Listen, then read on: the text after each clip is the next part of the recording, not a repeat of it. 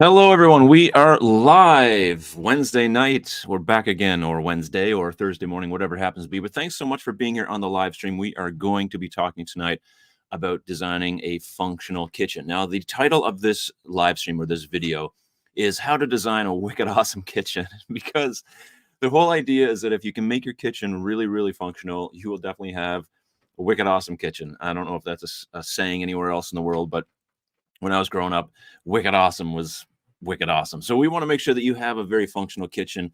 And the original title was supposed to be something like, here, let me just zoom in a bit. Hey, the original title was supposed to be Functionality Framework for Kitchen Design, but it sounded a little boring. But basically, what we're going to do is do a deep dive into this really important pillar of kitchen design. My video last Saturday past, was about the 4 pillars of kitchen design. And I think the most important one is functionality in the kitchen. And so we're going to break that down a little bit, what that looks like, what that means, how do you get a functional kitchen? We're going to do a little bit of a deep dive and discover what do we do to get ourselves a functional kitchen or a wicked awesome kitchen. So that's the mission tonight. All right, let's jump in here. But before we do, I just want to say hi to everyone. I see some people are it's their first time on a live stream, so that's awesome. Thanks so much for being here. And make sure you hit that thumbs up button and make sure that you are active in the chat and say hi to everybody. And if you have questions, we'll have time for that a little bit later, but really friendly place here on the live stream. So if you're new, it's your first time watching on a live, I really appreciate you being here. Phil does have a question right off the hop, which is, Mark, I think you need a poll to see if you should have a microphone or not. So for whatever reason, Phil was triggered on my last video, the fact that I had this microphone in view of the camera. And I don't know why, but I don't know. I guess I'm trying to be more podcasty looking. So we'll go with that for now. And whether or not it stays or goes. So let's talk about the functionality framework for kitchen design. That's really what we want to get into. And let me just change my background here. Let's just go with there, the confetti, so it doesn't look too crazy, because we're excited. We got confetti. All right, so the functionality framework for kitchen design, and let's just go ahead and we'll get into this. So since functionality is the first pillar that I mentioned, and the most important pillar, not the most important, but very important pillar rather, it's broken down into a few different segments, or at least I've broken these down into some segments that kind of make sense in my head. And I'm just going to review what they are, and then we're going to deep dive into one of them specifically. So in order to have a functional kitchen, one, we need to have workflow and efficiency. We need to have task zones, places to do things that are specific to those tasks that you want to do. We need to have appliance placement, so there needs to be some rhyme or reason to where we put appliances within a layout that makes sense for the design. We need to have storage solutions. Obviously, we have a lot of stuff to store, and that has to go into our new kitchen or into our retrofitted kitchen or into our new build, whatever the case may be. But we need to make sure that we have ample storage for the things that we need to store. We need to be ergonomically mindful. In other words, we want our kitchen to work for us. We don't want our kitchen to be a pain to us in order to make it work for us. We don't have to be bending down all the time or reaching in under cabinets all the time or reaching up all the time. We want our kitchen to be as ergonomic as possible. And there's a part of a kitchen that's going to be, there's always going to be a part of a kitchen that is, less usable or harder to access. We want to make the most of the most accessible space of a kitchen, if that makes sense. We want to talk about traffic flow, because the way that traffic flows within the kitchen is important in order for it to be functional for you. And of course, we want to talk about user preferences, because no matter who you are, you likely have different needs. You likely have different needs than and someone else in the chat, for instance. And if two of you are doing a kitchen, likely you do different things in the kitchen. You use it differently, although at the macro level, kitchens are all basically the same. We all use the kitchen for a basic purpose, but at the micro level, it's very the minutia, the weeds. We get into the weeds on how we actually use the kitchen and the way that we all differ. And so your user preferences are very important. So we're going to talk about that. Now, all of these things, if we just go back up through here and I'll scroll through, all of these things, they coexist together, like they're interweaved when we talk about kitchen design. So as I break one of these down, so tonight we're going to specifically talk about workflow and efficiency. As we break these things apart, remember that they're all interconnected. So you can't really talk about workflow and efficiency without really talking about task zones or appliance placement or storage solutions or ergonomics or traffic flow or user preferences. So these are all interweaved, and there's a balance in your kitchen so that they can be you know, in the right amount, I guess, to make your specific kitchen usable for you. So just keep that in mind. Although we're separating one out from the group, they're all really connected. And I think it's important just to kind of mention that. So these don't exist in and of themselves. I do see a question here, and I will get to questions a little later. So when I get to the questions, someone remind me to scroll back up because I see one there. But I want to just keep going with this, and then after I'm finished, we will jump into the questions.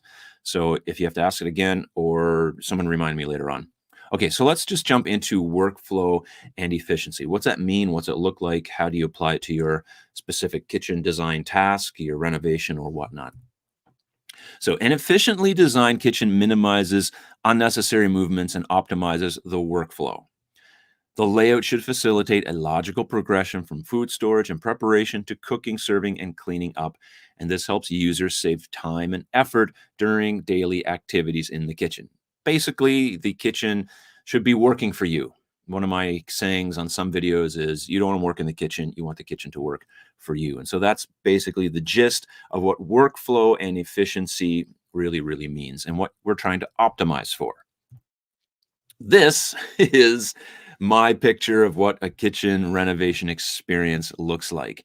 So, the little circle going in is your old kitchen, all your ideas, all the designs, all the layouts, and then there's just this jumble of stuff that happens, all the decisions, all the choices you can make, all of the ups and downs of designing a kitchen, all the different people you have to connect with, all the time, all the money, all the mental capacity.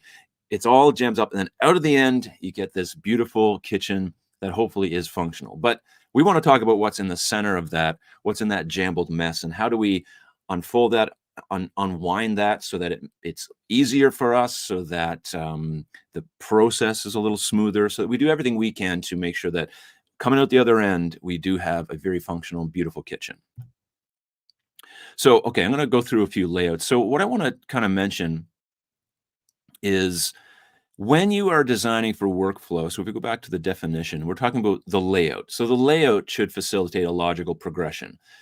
So, the layout of your kitchen could be a number of different things. And if you go and Google, popular kitchen layouts, you will find that basically you come up with about six layouts that you're going to get from Google, and most websites they will give you this, that there's six main layouts that you can have. Now we're going to look at them, go through them, just so that we can see what they are first, identify them, and then maybe go a little bit deeper, because the problem is the layout, whether it's this layout, it doesn't really help you in your kitchen in you designing it so that it's useful for you. So this is the L shape. This is probably one of the most popular kitchen layouts out there, or I guess it's the most popular. I think it probably is one of the more popular. This is the L shape. Here's a picture of just a kind of classic L shape, basically two walls that make an L. You can't get any easier than that. The next layout is the U shape. So just like it says, it creates a U or a C, maybe depending on the way you're looking at the layout. Or this is just I don't know what this is, a backward C or a U on its side, but you just have three walls and there's kitchen all around. And this is another fairly popular design option. Here's a U shape here. And these all have varying sizes and whatnot, but this is just a basic picture of a U shape. None of this, by the way, is to inform you what these are. You already know all these different layouts. We just want to kind of review them and have a look. So this is the G shape kitchen layout. It's basically a U shape with a peninsula, and sometimes there's also a little additional peninsula. You see that you don't see that very often anymore, but this is still a fairly common kitchen design layout choice.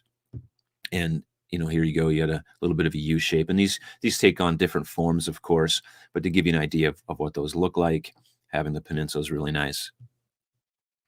And let's go to this one, which is your galley style kitchen. And I think it got its name from a galley on a boat originally, that you just have these two walls and then the aisle going down through. So a galley style is also a very popular kitchen option. And here's a picture of a galley. Normally, a galley kitchen is a little narrower, down the middle, and so that's very usable for a lot of different situations. And then we have the one wall kitchen, or the single row, whatever they're calling this, but just you have kitchen on one wall. And oftentimes this is paired with an island, but it doesn't have to be. If you have a smaller setup, this could be something that you could find. And in fact, you see this in a lot of hotel rooms or suites or things like that, just or smaller apartments. Though it could be in a bigger home, it doesn't mean it has to be small. But this is sort of the idea. And here you have your very pretty green um, one-walled kitchen. And then the last one, of course, is just this is a kitchen with an island. So the this is an L shape with an island, but you could have basically any of these kitchen shapes with an island also, technically speaking, and you'd have your kitchen. So your layout. So here's an L shape basically with an island. So these are the main kitchen shapes that you find, but that doesn't really help you, because the extent of a lot of the blog articles out there and a lot of the things that you'll read is that just tells you these are the options you have. But the problem is that your house is different from my house, is different from your neighbor's house, and your needs are different. And so although both of you might use an L-shaped kitchen, it might not be the same L shape. So how do you get the most functional L-shaped kitchen for your specific kitchen, or galley, or G shape, or U shape, or hexagon shaped kitchen? That's where we have to get into talking about the details of workflow and efficiency. Again, if you have questions, I will get to them later. I see some questions there, but so I'm not ignoring you, but I will answer some questions in a little bit. So the problem is, if you're designing an efficient layout, a layout, a kitchen layout has a barrier. And here's the barrier. The biggest barrier, sorry for my typo mistakes. The biggest barrier for a great kitchen layout is a poor house layout. Or not even a poor house layout, but just your house, the way your house is laid out. So walls, windows, doors, chimneys, pipe chases, staircase headers, posts, plumbing, electrical, lighting, ventilation, et cetera, et cetera, et cetera. These are all the obstacles that are in the way of your kitchen layout being great, or being anything. These are the things you have to contend with. Now, normally, when I come up against a client measurement sheet, and I'm trying to help a client design a kitchen, usually it's not, here's the walls, do anything you want, anything can be moved, we can do anything at all. Normally, that's what would happen if you're in a new build and you come to me and say, I just want to design a beautiful kitchen, then we'll put that kitchen in a house, and that'll work. Oftentimes, you have specific things that are, distinct to your place, that are unique to your home, your window placements, where the walls are the walls load bearing, where the doors are. Can they be moved or can they not be moved? There's a big chimney in the way, and I have to work around that. There's a pipe chase in the corner or in the center of the wall. You have pipes for hot water radiators, and they come right down the center. It's, just a real pain. You got plumbing in different spots. Maybe it's a cement floor. Maybe you have no access to change the plumbing. On and on and on. You have all of these things that you have to contend with when you're designing a kitchen. So the biggest barrier for a great kitchen layout is just your house layout, or maybe a poor layout for your home, but generally just the house layout. So I want to kind of talk deep dive in this a little bit more.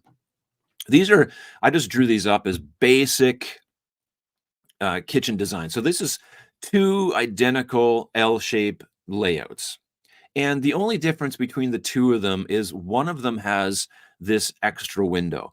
So you might have a design that's similar to the one on the left, or you could have something that's similar to the one on the right.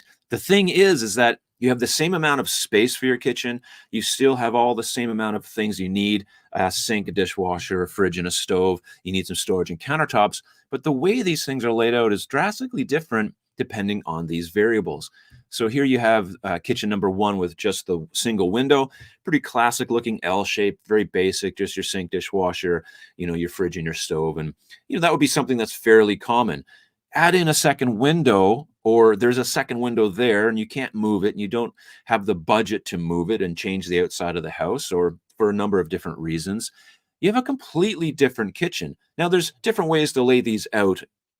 Again, you could draw these in a bunch of different ways, but the idea is you have the exact same dimensions, all the exact same needs, and one house has this separate window that completely changes the layout of the kitchen. You still have a sink under the window, but you have to change the dishwasher location, which now isn't really in the greatest spot because it's really close to that corner. Your range is on this kind of smaller wall. It doesn't have as much space to the right of it. You kind of have this funny looking corner of wall cabinets. And then, you do have some nice light coming in on that workstation, which is awesome. You have a pantry and that works. This kitchen, you could have a pantry, but we don't. You have, a little more cabinet or wall, countertop space rather, on the right and left of the sink. So you can see here just the idea. You have these two very basic kitchen layouts, very drastically different, even though they're the same L shape. So by saying, okay, well, an L shape is what you need, but what does that look like? What does that mean for me? So you have to contend with all these things. Here again is the exact same measurements. In this kitchen, we have, these look like drastically different kitchens, but the only difference is this is a load-bearing wall, where in the kitchen on the right, that wall could possibly come out. Maybe there's trusses that are carrying the load, and you have someone come and look at it, and you say, yeah, you can remove that without having to put a beam in or anything. You can take that wall down. It's not load-bearing. But in the kitchen on the left, yes, you have to keep that wall. It's load-bearing. So your possibilities are different. So I just went with a U shape and an L shape with an island. But they're essentially in the same home. One has a wall that can't be removed, or maybe you don't want to remove it, and one has a wall that you remove. So here you have a pretty classic U-shaped kitchen. Again, these layouts are just basics, layouts that you could do 100 different ways. And then you have the same kitchen, the same home, but with a completely different look to the kitchen, a completely different setup. You have the island. It's an open concept, where this is more of a closed concept. In this particular kitchen with the U shape, there's actually not enough room to put an island in the center and it still have proper clearance. You could probably squeeze an island in there, but you'd be kind of getting to the point where it's not really suggested to do so. So here you just have these two completely different things. So this could be your situation. I have either this kitchen with a wall, or I could take that wall down, and here you go. I have this kitchen. Drastically different concepts, drastically different ideas, same house. You're buying a kitchen, probably similar amount of dollar value because of, the difference between having one wall and not having the wall with the island. And so you're faced with these decisions. Here we have, again, this is the identical kitchen. There's no windows. It's the identical kitchen, but you still have the option of designing this two different ways. This is one way with the fridge on the right, and then there's no windows and you have your range on the left, or you can do it this way, fridge and range, and then your sink on the right. So this is just, here you can do anything you want, but maybe you can't change the location of the range. Maybe you can't change the location of the sink. Maybe you can't change electrical for the fridge. There's lots of reasons why that are presented to you, why you can and can't do certain things in a layout. And the idea of coming up with a wicked awesome kitchen is to find a layout that works really well for your particular needs in the space that you have to work with. If you have to work with what you have, and so then you want to try to get the best layout possible for that space. So whether it's a U shape or a galley, whether it's an L shape with an island or a one wall kitchen, your specific needs, depending on the home that you have and the requirements that it takes, will have a very different results depending on what those are. All right, let's talk about some kitchens from clients. I just want to show you a few floor plans of kitchens that I have done for clients over the past, I think is maybe the past 6 months. And I want to show you this because you'll see how, these are all drastically different, and you can't just say, well, these are the 6 popular, design choices, layout options that you have, because it's really not. So this is, I forget, I took the names out, so I don't know who the names of these are, and but this is just to give you an idea. Here's one kitchen. It's kind of an L with, an sort of like a U as well. It's got an island. It's got this other section. Like, this is a completely different kitchen, than just saying an L shape. And I would have done 2 or 3 iterations of designs for this client to come up with some kind of plan. I don't know if this is the one they went with, or it would have been one of the iterations. But you can see it's this is just a completely, this is out of the box from all the other ones. Here's another one. So this would have been an L shape with an island, but you have this angled wall, and so you have to contend with those things. So rarely do I come in contact with a client that just has, an easy peasy kitchen, lemon squeezy, that you can just put cabinets in and it's all just, fits and flows, no problem. You have all these things you have to contend with, and you have things that you have to contend with, and that's the purpose of trying to figure out, how do I get the most functional kitchen here? What are my options? Here we go. This is just an L shape. This is a kitchen that was for a smaller, like, rental unit, sort of like a Airbnb type of unit, and just a simple classic little L shape. But because of its size, there's a lot of decisions that had to be made on where things would go, how it would fit, how it would flow, how it would function. I don't think this is the final draft, actually, because I think was changed. But just to give you that idea, you have this really small kitchen. This is an L shape. All right, now here we go. We're talking. This would be like a U shape with another section with an island. Again, just drastically different type of kitchen. Here we have, again, just another.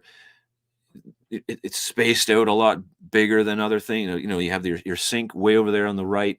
You have your stove way over there. This was something that, I believe this one was wheelchair accessible. That island actually in the center is just a movable island that was going to be placed somewhere else. And so you can see here just the difference. Here again, just, completely different ideas for kitchen layouts. What do you call this? Is this an L shape? Is this a U shape? Is this a is it's 2 on walls with a an island. There's no name you can put on this. Here's another one. This is basically a one wall with an island. This is a very beautiful kitchen. Absolutely gorgeous farmhouse kind of look to it. But y- uh, you know, it's a very long, narrow room. So what do? You can't do a 2 walls of cabinets and have an island. There's trade-offs you have to make because of where things are and how things are going to go. This one here was a really big kitchen. It's a massive L with a one wall with a big island. So we see that when you're designing your specific space, I think that's the last one. When you're designing your particular home, you are running into all these options. You have all the things that you need to contend with your kitchen.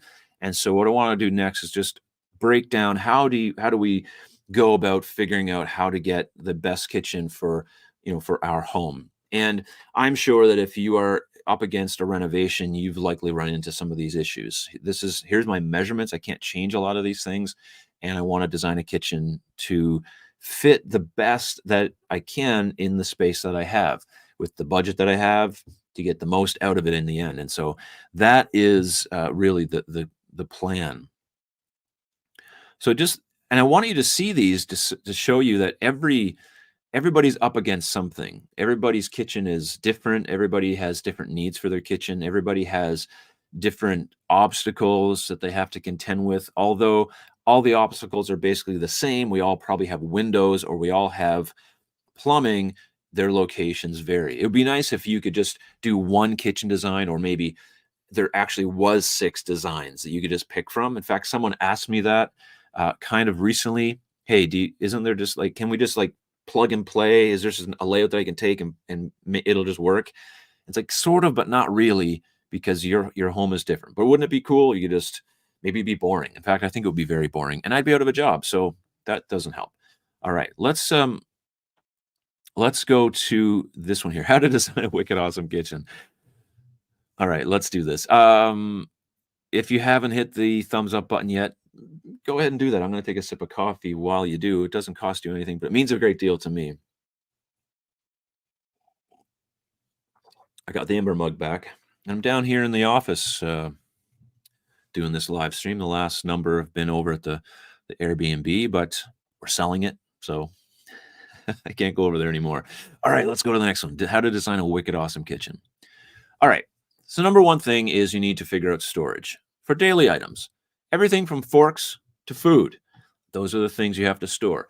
We all have different amounts of those things, but everything you can think of from forks to food, it has to go into your kitchen. And so my advice for many people, I talk about it on the channel here, I talk about it on live streams, and I talk about it with specific clients when we do one-on-one calls, is that you need to go through a list of all the things that you have in your house and decide where those things are going to go. What things am I talking about? Everything that you have that you need for your kitchen.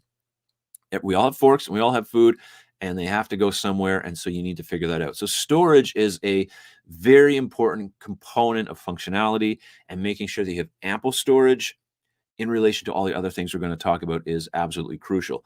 But you don't know how much storage you need until you do this list of things and take an inventory, and don't leave it up to chance. Don't leave it up to, well, I'll fit everything in there when the time comes. No, think about catalog everything that you have. It's a tedious job, and you're not going to get it perfect, but at least you can identify the major areas that you need to have help with, where they should go in your kitchen, and how many of those things do you need.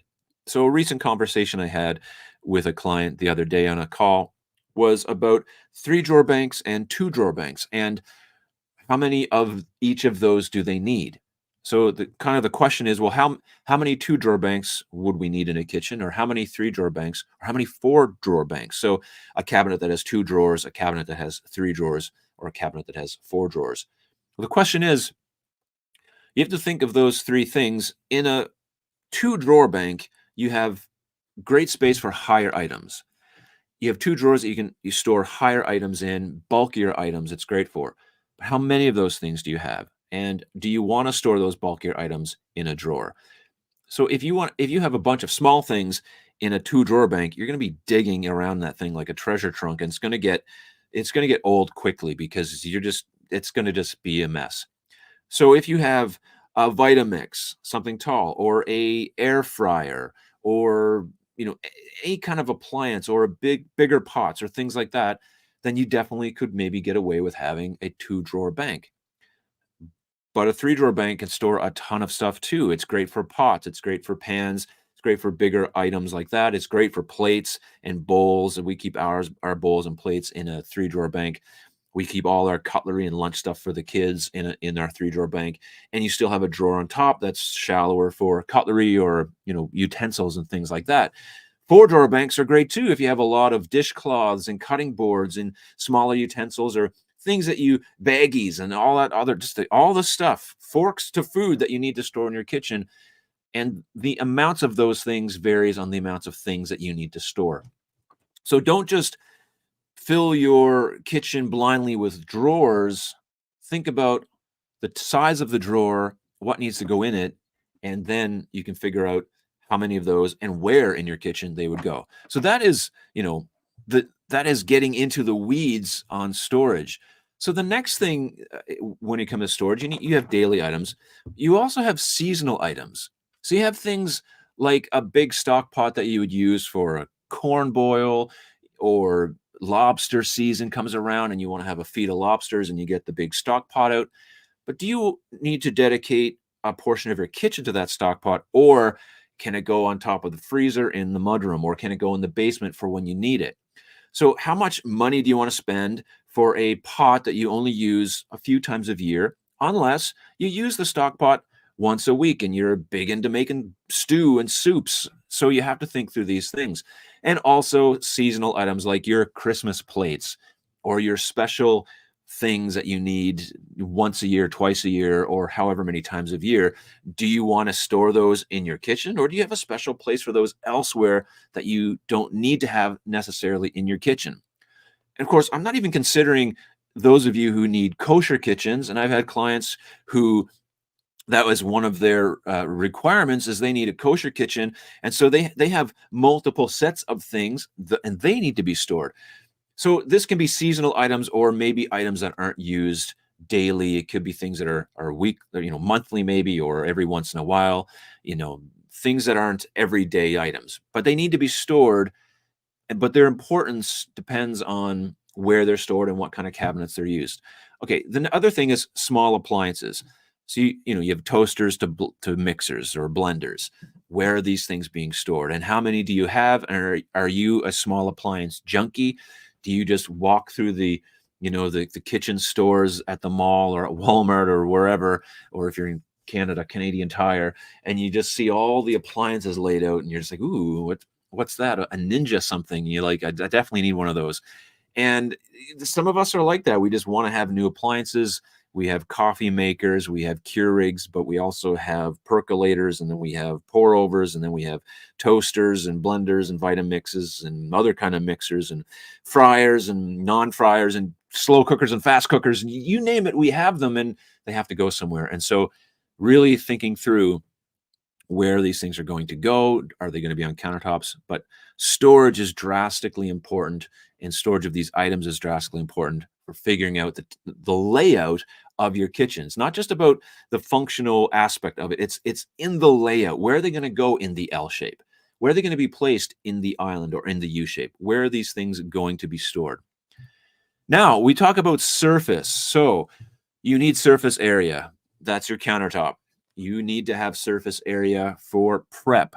You need to prepare food. I don't know if you have kids, but we need to prepare lunches, and the kids need a place to do that stuff now that they're old. They do their own lunches and they prepare their own things a lot of the times. And we're preparing meals, and Amy likes to make healthy muffins and lovely cookies and beautiful things, and there has to be a place for that.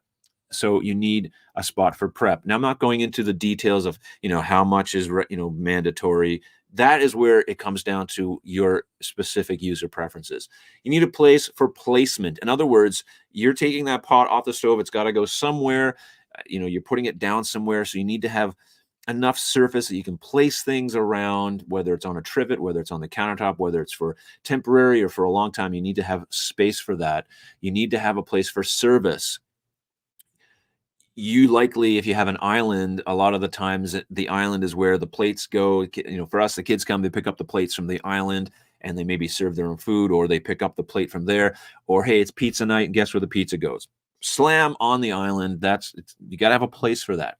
So think through that for service, surface for service, surface for social. This can be just your family. You need a place to, put your coffee down. You need a place, maybe you're gonna play a board game on the island. Your kids sit there, they do crafts, they eat, they do whatever, but you need a place for social aspects of life, whether it's with your family in your home, or whether it's with people who come over and there's a party or there's something happening. You need surface for social, and you need surface for stuff. You need a place for stuff. You got your keys, they got to be thrown down somewhere, and maybe that's where they live. And unfortunately, this happens in a lot of kitchens. It's just this corner piece of countertop that gets the mail, it gets the keys, it gets the flashlight, it gets the extra hand sanitizer, it just gets all the things. It's there. So you need to have space for that. And it's okay to plan for that in your kitchen renovation. You can say, in my new kitchen, I don't want any clutter, I don't want any space that's not used. But the truth is, you are a creature of habit, and most likely you will find a place in that kitchen that's convenient for you to put the mail down, and the mail will live there for months and months on end, because that's just how we roll. So, and that's okay. So let's go to this next one. So hope you got surface. So now we're talking about workflow. And so this is how you're working in the kitchen. So this comes into appliance placement. Remember before I said that these things are intertwined, so you can't separate workflow and efficiency from appliance placement. It's part of it, although you can just take a separate live stream. We can talk about just appliance placement. In this particular aspect, we're talking the workflow when it comes to appliances. When we looked at some of those previous layouts, we would see that in an L shape, you can have the fridge, the stove, the dishwasher, the sink, and all the other appliances that you might have. There's many more, but they could be in a particular layout, and in the next kitchen they can all be different depending on how you use the space, what's logical for you, how you are used to working in the kitchen. Many people, we've talked many times about dishwasher placement, whether it's on the right or the left, and all that kind of stuff. Well, you just might have a preference for that, and if it's easier for you on the right, or you just think it should be on the right for whatever reason, then that's important. And that's going to be different from someone that wants to have it on the left and designs it that way. So the way you use your kitchen, the way you're used to using a kitchen, it's important that you have, these things laid out in a particular manner. So appliance placement, and this can also go for small appliances as well. Although they're stored somewhere, they also have to be used somewhere. And where they're used is important in your kitchen. We're talking about work zones. You have the classic kitchen triangle, you have the kitchen rectangle, you have the kitchen circle, you have the kitchen whatever. But there are work zones in a kitchen, and this is where ergonomics comes into play. You do want your kitchen to function and flow in a way that's easier than harder. So if it means you have to travel too far for your refrigerator, then you may want to just consider where that refrigerator is located. Now, I'm kind of a one to say I think your refrigerator can be outside of the immediate zone of the work triangle, the kitchen triangle, but this is again user preferences and what makes sense to you, the particular homeowner. Then we have workspaces. Now, this is different than work zones. A workspace is that you occupy space in the universe, okay? You are matter, and you occupy space that cannot be occupied by any other person. Did you know that? Where you are can't be occupied by anybody else. That's how unique and special you are, that you have your own place here. You occupy a space. And in your kitchen, you occupy a space, and your husband or wife or partner, whomever, or kids occupy a space. And when you're in that kitchen together, you can occupy the same space, but sometimes you get in each other's way. Now, in my kitchen, it's a small kitchen. It's really a one-person kitchen, but oftentimes Amy and I will be in there. I'm usually putting away dishes from the dishwasher, and she's trying to prepare food or do something. And we're in the same space, and we're moving out of the way of each other. And I'm tripping over the dishwasher door being open, and she's trying to get around me of a door open. It's not actually that functional, my kitchen at times. But anyway, don't worry about that. Mark, shouldn't your kitchen be functional? It should be, but there's a story behind that as well. So we all have these issues. It's not a big deal when there's only one of us, but when there's two of us or one of the kids comes in the mix in the kitchen, we occupy different workspaces. It's important for you to figure out, is this going to be a problem? Me and hubby or wifey or whomever are in the kitchen, and if we're working together, is this laid out in such a way that we're not elbowing each other, and that drawer that I need to get into is going to be a problem. So if you use your kitchen as just you and it's mostly just you, that's fine. But think through how many people use that space and how important it is to separate those workspaces in a way that makes sense along with the work zones. Again, these things are all intertwined and they're not separated, but they do exist and they have to be contended with. Your needs, you have needs, and they have to be addressed in the kitchen. This is where the real details come into play when you're talking about kitchen design, because your needs are different than someone else's. And what you need in the kitchen is important to making it functional for you. And so when you're dealing with a designer, when you're working with a designer or a builder or a carpenter, or you're in the showroom, you're talking to someone, they're helping you with their kitchen, they should really be focused on the things that you need in the kitchen. They should be more focused on that than showing you the latest and greatest things, unless that's specifically what you're asking them. But if you're just talking in general about, how to design a kitchen, what to do with, you know, what do you do with this pipe chase, or what do I do with this or that or the other thing, they should be really interested, and they should be focused on your specific needs in that kitchen and how to lay it out to make sense for you. And if they're not, try to bring them back on track. Be like, hey, I really need this to be functional, and I know that you have all these fancy things, but let's get the kitchen design exactly the way I need it. That's really, really important. So that's just something you should be thinking about, because every client, I've shown you those different floor plans earlier. They're all drastically different. And I can't just take one floor plan and go to the next client and be like, well, you should just do this, this, and this. And be like, well, one, I don't have the room for that or the budget, or I have a window there, and be like, no, no, no, don't worry about it. This is the perfect kitchen layout. That's not going to work. So make sure that when you are designing a kitchen and someone is helping you do that, that they are addressing your specific needs and they're really tuned into that. So let's let's go back to this. All right. So your needs are super important. This does not have to be your kitchen renovation experience. this is a lot of people what they have to contend with. They're scared of the process. Um, there's a lot going on in a kitchen renovation. It can be something that can feel overwhelming, or you just don't know what to do with it. And so I don't want this to be your experience. And so if you want to work with me to book a consultation, there's a link in the description below. We can work together, do a one-on-one consultation to design you a very functional and wicked awesome kitchen. So I'll say no more on that. All right, let's just jump back. I am going to scroll around and look at some questions that I've seen come in. I'm going to scroll up to the top here. Listen, if you are here and you do have a question, now is the time really to ask it. But also, I just want to say hi to everyone who's on the live stream so far, and I hope that was helpful for you. If you're thinking about designing a kitchen in the future, you have a renovation, or maybe you're helping somebody else, or someone's asking your opinion on a kitchen. These are some of the things that you should be helping them with. So if you have a neighbor or sister-in-law or a friend or whomever is like, yeah, I'm doing my kitchen, what do you think I should do? Number one thing you should do is watch Mark Home Kitchen Design. Selfish plug. And the other thing you should do is just help them figure out the best design for them in their space.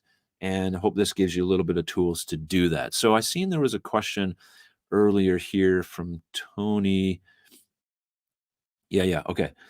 So I'm just going to kind of go through some of these and I'll jump down to the bottom in a minute. So I didn't look at any of this, but hello, Mark.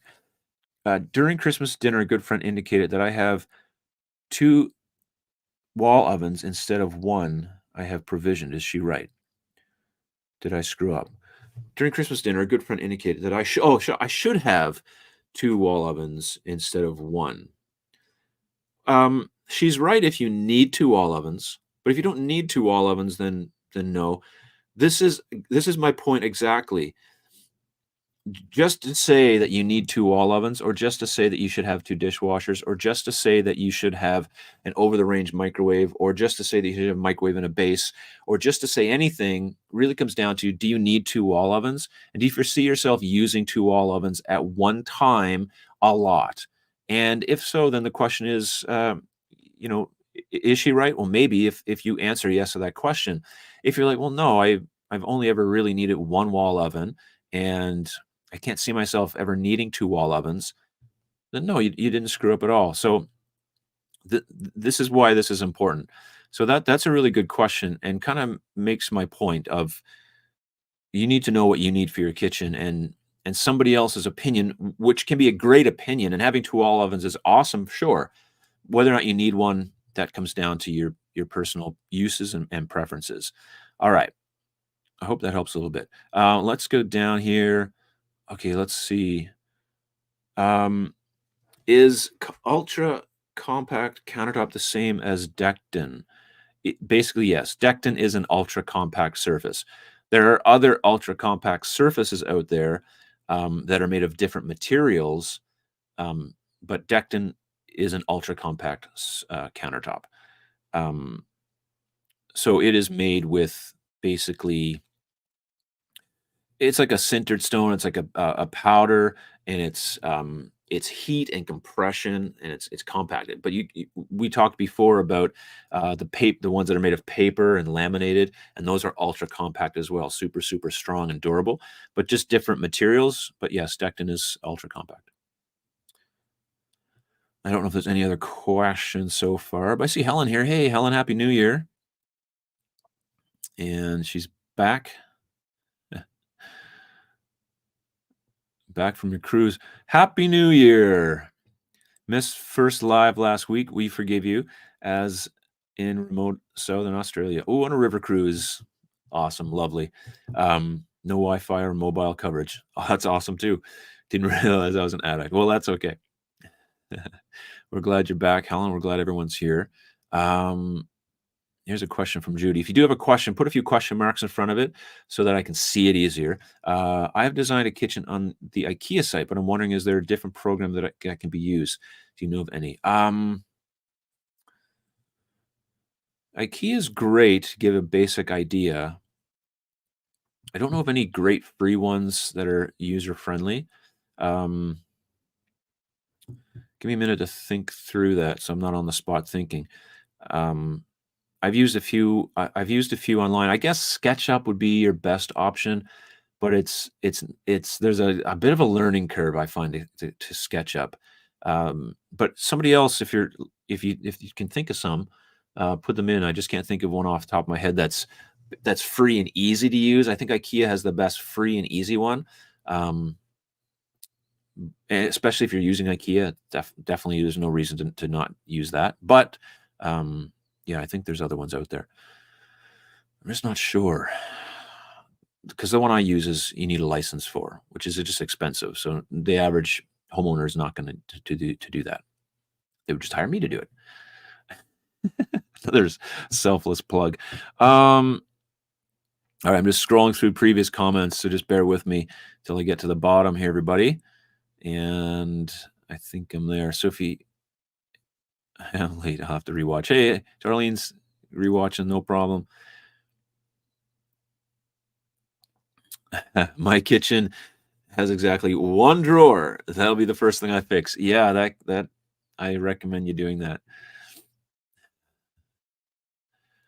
I'm currently trying to balance my woodworker uncle-in-law's style and ideas and the needs I have for a pantry. He's building it. Oh yeah. Well, that can be tough, right? When you're dealing with family and they're helping you do something, but then you have an opinion. You don't want to kind of upset them. Hopefully it goes good. Sounds like he knows what he's doing. Uh, okay, Vonda, I see you. I need a bigger sink so I can sacrifice small counter space. And is it worth it? Oh, I had to counter. Yeah, I mean, I think so. Again, it depends on the needs versus one thing or the other. Overall, I think a small bit of sacrifice of counter space for a bigger sink is good. You need both, but having a big sink is a great option.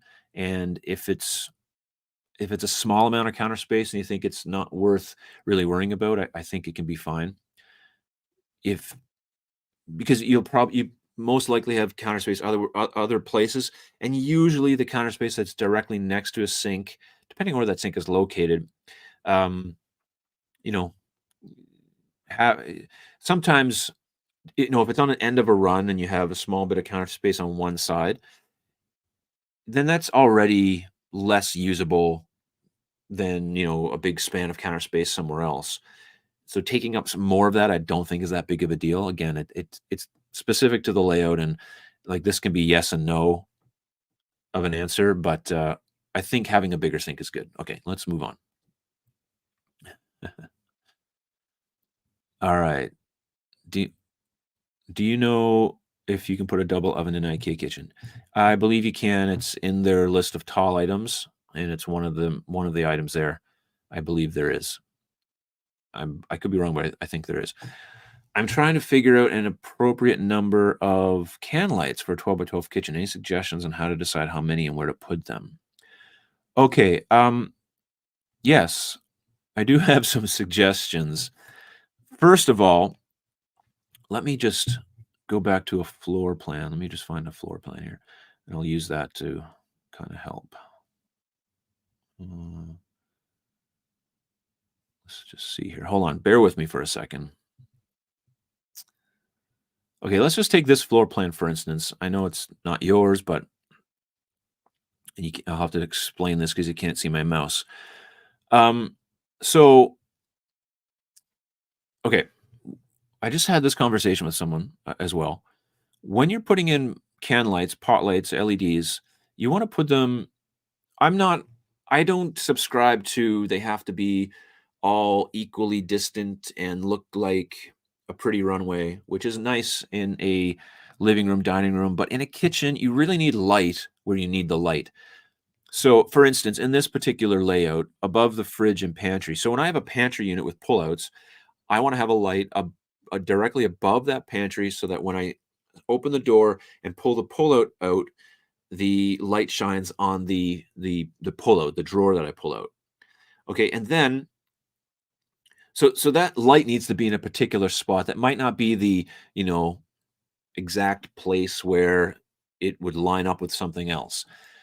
Over the range, maybe I want to have another light that's going to shine down on the range. I know there's light with the vent hood, but we're just talking about pot lights. And then over the sink, maybe I'd want a light that comes down over the sink, and its placement is going to be different than the placement of the light over the pantry. In other words, its depth out from the wall, its measurement out from the wall is going to be different because when I'm standing at the sink, I'm in a different location than when I'm standing out in front of the pantry. And so those lights can be staggered. Now, someone might say, well, it should be all equal. And in a 12 by 12 kitchen, I'd say you'd be good to have, if I was going to give you a blanket statement, I'd say you'd want to have, three, you know, 3 rows of 3 lights. And that would be more than enough lights for that kitchen. But are they in the particular spots that you need? So take that with not a grain of salt, but just take it into consideration that you put the lights where they make the most sense. And if it's really bothering you that they're not, lined up in a particular way, then go that route, but know that you might have the light creating a shadow on you in a particular area. So there's no, that's my kind of my better answer for that. But I guess the appropriate number of lights would be, you know, 3 by 3. So like nine pot lights in a 12 by 12 kitchen. Um, how much light do they throw? But that would be my maybe row 4. I'd say 3 by 3 would be fine. Hope that helps. All right. Kara D, is it worth using IKEA planner when you aren't using IKEA cabinets? Don't they have different sizes? It's there. Yeah, I love the IKEA planner when I just want to get a basic idea of a kitchen layout.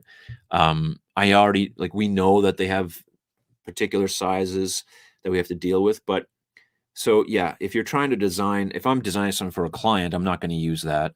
Or if I'm designing it for my kitchen renovation, I'm not going to use it only to get ideas for different layouts. I want a quick idea of what this L shape with the sink and stove and in this location, and I want another idea of it in this location. And give me a really good quick visual in 3D. It's really pretty, so I can make those decisions better. Obviously, if we're actually going to be using those cabinets or that layout in a kitchen, we want to use a program or that has the catalog of the cabinets that we're using. um, that's why you go to Home Depot and they have their design program loaded with the catalog with those specific sizes. But for these basic layout ideas, I think it's a great tool. And I don't think it matters that they're not the exact sizes. I think they're within the realm of reasonable that you can get a layout that makes sense. Okay, cool. If I send you a copy of an IKEA layout, would you help me make sure it would be a good layout? I'm in Canada. Well, I'm in Canada too, so that definitely helps. Um, and yes, but it is a service through my website. So if you want to go that route, there's a link in the description below. Honestly, the best way to do that is through a consultation call because we can bring the IKEA planner up live and we can kind of redesign the whole thing. So that's the answer for that. Um, oh, here we go. Nolt or Nolte and Naked Kitchens have planners. So yeah, so for the question on kitchen planners, check out those. I'll actually check those out myself. I'm gonna write that down. Because I don't, because I only use one particular program, I don't really go searching for ones that are out there. So it's good to hear of different ones. Nolte and Naked Kitchens. Okay, cool. I will check that out. Maybe I'll do a review on them. All right. All right, MacCat 100. I had my kitchen demoed yesterday. Sweet. Now that all is out, instead of a peninsula, I decided to do an L-shaped kitchen. One side is galley style, then a bank of cabinets, left side induction oven. Cool. Yeah, things happen when you start doing renovations. You make changes, you make things when you start seeing things differently when you're opening up walls and demolition. So that's exciting, and that is awesome. Loving the winter fedora hat on Phil. Isn't that a nice hat? Let's put it on MTKD for a little while, and we'll go with that. There, it's just for you, Helen. Mark, I've noticed so far that the electrical, plumbing, and level floors, plumb walls are critical. What are the basic things people should consider? Electrical, plumbing, and level floors, plumb walls are critical. What are the basic things people should consider? Well, level floors and plumb walls are very critical. So if you're asking of what, like, of those things, what's important, or the basic things. So when it comes to uh, level floors and plumb walls, that's not always possible. Likely, likely you're not going to have a home that has level anything. Even new construction, brand new home could be wildly, not level, not square, not plumb. So it's important to it's important to level everything when you're installing it, obviously. And so that's absolutely critical. Plumbing and electrical, that can be, layout dependent. So I'm not sure if that's as critical as we think. In other words, I'm not sure the question you're answering, so I'm not sure the answer I'm giving.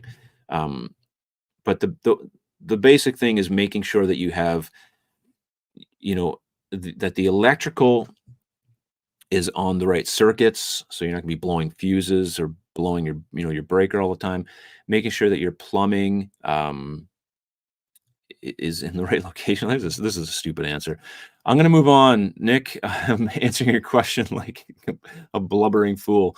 Um, Let me just think about that again. Okay, Tony, speaking of lights, how far off the kitchen island do you place your pendants?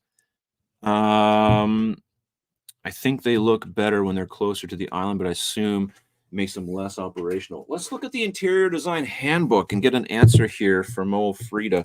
Because she talks about this. There's a distance that they should be, and I just want to make sure I get it right because I think it's 7 feet is the height. Don't mind me as I'm just doing this. Give the video a thumbs up, and it'll all be fine as I find an answer. This is a great book, by the way, if you want to grab a copy at your local bookstore. Here we go. Um, Here's the section on lighting. I don't know if you can see that, but let me just look through. And let's see here. Okay, so they're saying 55 to 65 inches off the surface for a pendant. And also, spacing is approximately 1.5 times the width of the lampshade. All right, so I don't know if you can see that there at all, but there's a little picture there that shows whatever the width of the lampshade is. Whoa, let's crack that. It should be approximately 1.5 the width of the lampshade and 55 to 65 off the surface, according to the interior design handbook. So I hope that helps. So what does that give you off the surface? 55. I don't know. I guess that's around 8 or 7 feet rather. Someone can do the math on me. Lights can also be put on diners or dinners in the kitchen. If you think there may be too much light in the kitchen, yeah, you can put the lights on dinners for sure, Phil. Dimmers. I gotcha. Okay. Could you recommend some tasks one could do alone without any help to save money on a kitchen remodel? Yes. I'm not there yet, still gathering info. Okay. The demolition you could probably handle for sure. Um, if you're getting ready to assemble cabinets, you could likely assemble those fairly easily. It doesn't take a huge amount of skill, depending on your skill level, but it would take less skill. Um,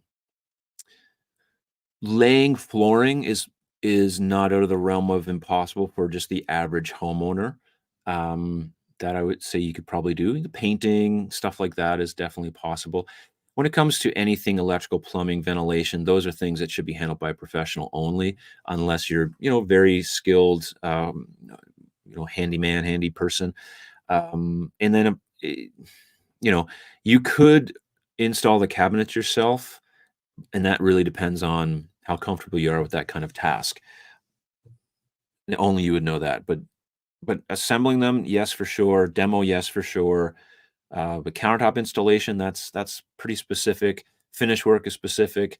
Um, Putting on your handles and stuff like that you just want to make sure you get that right. So it's better off to have a professional do that. But you could technically do everything yourself except for installation of countertops and all the electrical kind of things. With some success. And again, depends on your skill and your comfortable how comfortable you are. So, Helen, that looks like the closest Mark will ever get to having a friendly, horsey police hat in there. Phil, I love you, man. What kind of lighting would you recommend for an angled vault ceiling on half the house? L-shaped kitchen with an island, tallest height, middle of the house, 185, lowest is 96, pendant or recess. Well, you could do a mixture of both. Um, you can still do pendants even if it's in a kitchen like that. It doesn't have to be in the center. You can have a stylish pendant that hangs somewhere in that vaulted ceiling. That would make sense depending on where your island is or whatever else you have. Um, and I think that can look really nice. There's no problem with that at all. And of course, the position of that's going to depend on the island, but also you can definitely get away with resets lighting in there as well. And the LEDs are great because in the olden days, a decade ago, even, you have to have some way of changing those bulbs when they burnt out. But now it's much better. They last a lot longer. And so you could do a mixture of both and not worry about the pendants hanging, somewhere in that space. I think it can look pretty fabulous. That's a good thing to look up online. Look for Google images of vaulted ceilings with pendant lights and see the options that are out there. You'll come across a lot of different ideas. Right on. All right, let's keep going. What's the name of that book?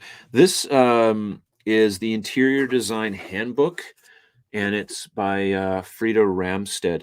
Um, she is from I got this at like Chapters, so it's a great book. Because I'm not an interior designer, but I just want like some general knowledge of things interior design wise.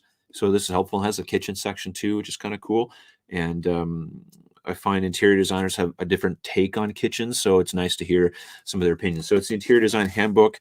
That's a free plug for Frida, which is a beautiful name because that's my grandmother's name.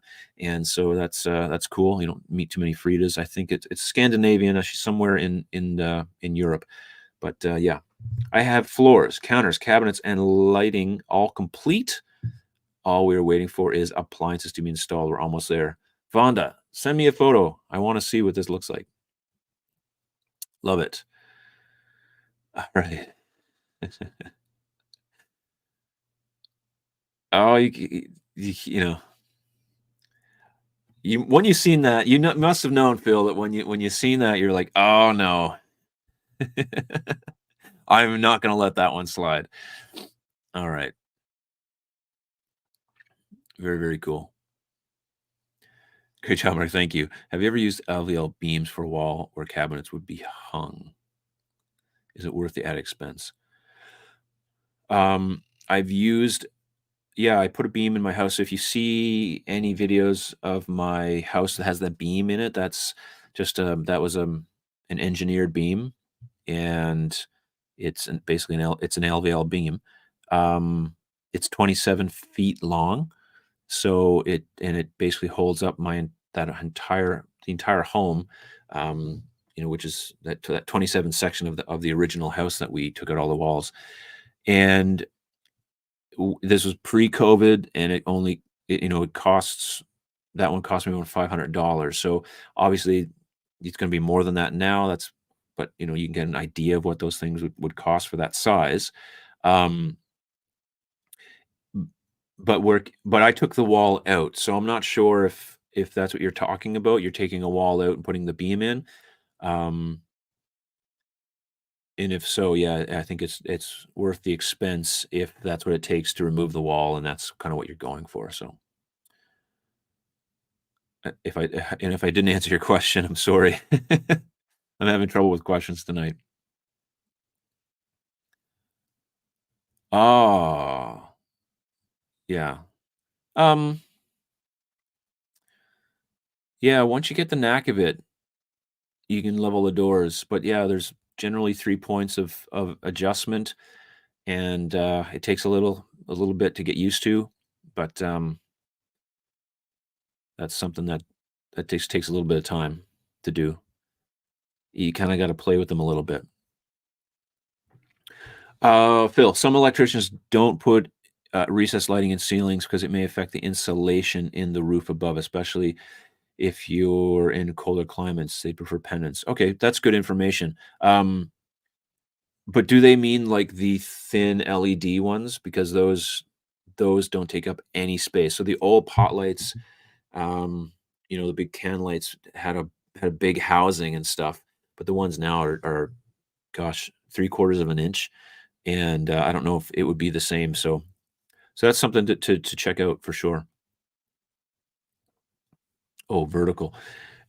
Y You're using them vertically, so you're putting in, like, a post. Okay, I'm sorry. I thought you meant like a beam. Um, I know what you mean. You're using vertically where planning to hang cabinets so the walls are super flat and there are no gaps. Oh, that might be overkill. I don't know if you need to use them vertically for that reason. So, yeah, I think that might be overkill for the expense of putting in a post like that or a beam like that. Um, I think the best way to hang cabinets on the wall, if you have the option of, not having any gyprock or drywall on the wall or plaster, is to just put in 2 by 6 in between the studs where the cabinets are going to be hung, or even plywood, something like that. That makes it really simple and easy.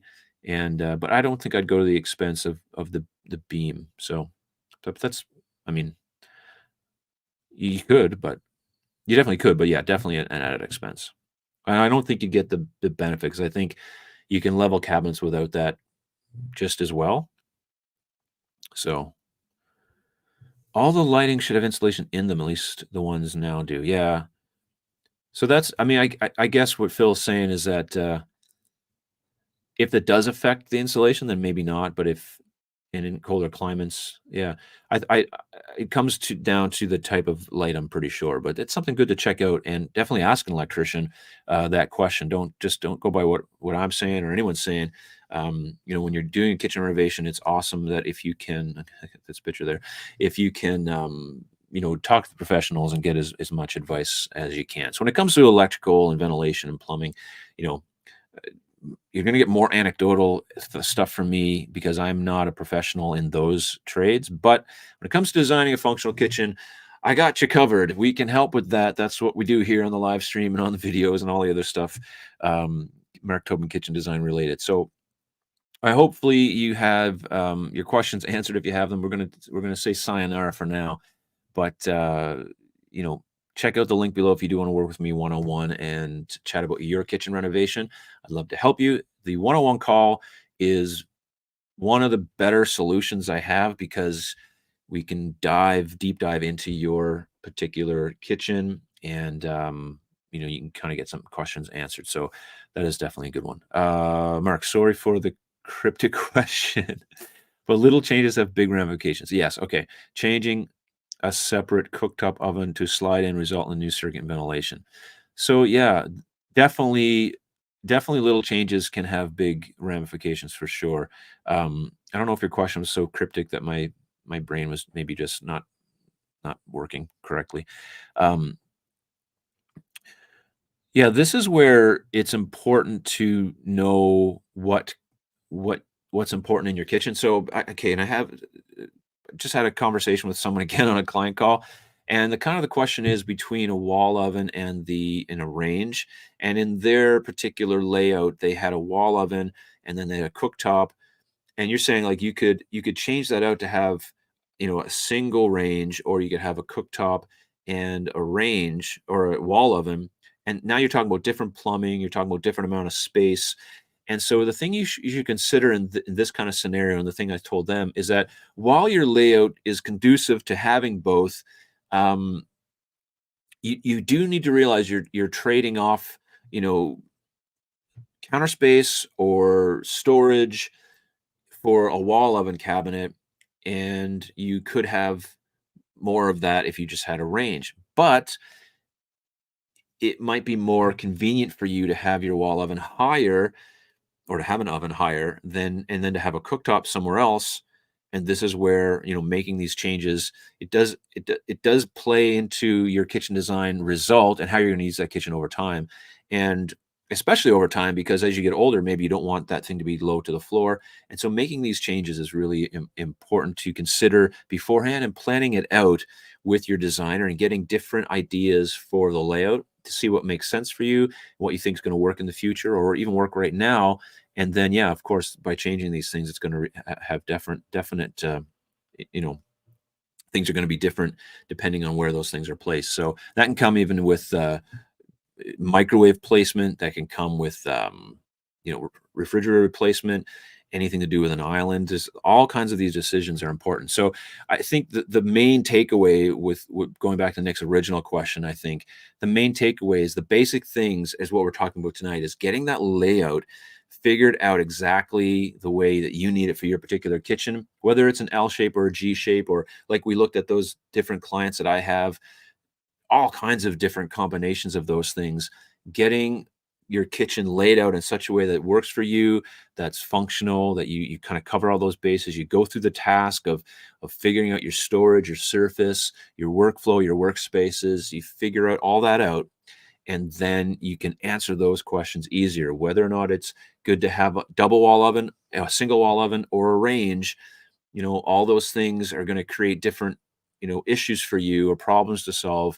And so having a good design going into that can help you answer those questions when they do come up. Okay. Iris, I had a lot of fun too, and I hope I can make more. I will be here next Wednesday night again, and hopefully y'all can make it there as well. But if you're catching us on the replay and you're watching it now, thanks so much for being here and watching this. I have lots of other great videos, and one of them will come up here that you can check out to help you make a functional kitchen for your future renovation endeavors.